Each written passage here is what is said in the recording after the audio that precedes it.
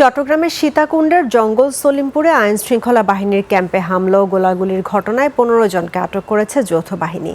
রাতভর গুলি বিনিময়ের পর পুরো এলাকায় চালানো হচ্ছে যৌথ বাহিনীর সাঁড়াশি অভিযান। চট্টগ্রাম থেকে শাহাদাত হোসেনের তথ্যছবিতে ডেস্ক রিপোর্ট।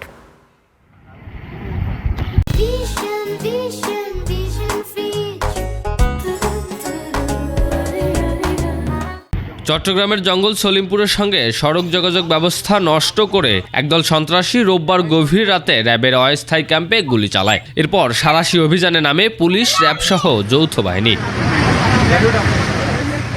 আটক করা হয়েছে 15 জনকে। আইন শৃঙ্খলা বাহিনী জানায়, হামলায় জড়িত সবাইকে গ্রেপ্তার করা হবে। রাস্তার কমিউনিকেশনটা যদি ভালো থাকতো তাহলে আমরা খুব সহজে পৌঁছে যেতে পারতাম, এবং সন্ত্রাসীরাও যখন জানবে যে আমি 5-6 মিনিটের মধ্যে ঢুকে যেতে পারবো, তখন তারাও এই অ্যাটেম্পগুলো নিত না।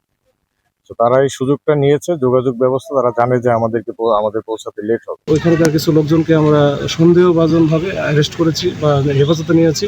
তাদের আমরা যাচাই বাছাই করে যদি মনে হয় তারা এই ঘটনার সাথে জড়িত ছিল বা জড়িত থাকে, তাহলে আমরা তাদেরকে আইনগত ব্যবস্থা নিব, আর যদি না থাকে তাহলে তো তাদেরকে আমরা ছেড়ে দেবো মুসলিম দিয়ে। স্থানীয়রা বলছে, দীর্ঘদিন ধরে সন্ত্রাসী কর্মকাণ্ডে সাধারণ মানুষ আতঙ্কে আছেন। প্রশাসনের নিয়ন্ত্রণে থাকলে দেশবাসী সকলেই সম্মিলিতভাবে সুন্দরভাবে থাকতে পারবে। এই জাতীয় কিছু ঘটলে তখন একটু আতঙ্কিত হয়, তারপর আবার পরিস্থিতি শান্ত হলে ওরা স্বাভাবিক হয়ে যায়। এরা তো প্রত্যেকে আসে, কোন সময় আসে, কি করে এত আমরা জানি না, বললে তো সমস্যা। কে কাটছে না কাটছে সবাই না দেখছে, সদস্য না কইতে পারে নাকি আমরা কাটছে দেখছি না।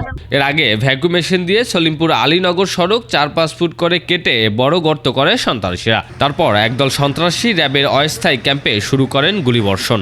বুলডোজার দিয়ে নতুন ক্যাম্পের স্থাপনা ভেঙে দেয়। এভাবে 2 ঘন্টা তাণ্ডব চালায় সন্ত্রাসীরা। সুমন সিদ্দিকী বাবু, 21 টেলিভিশন।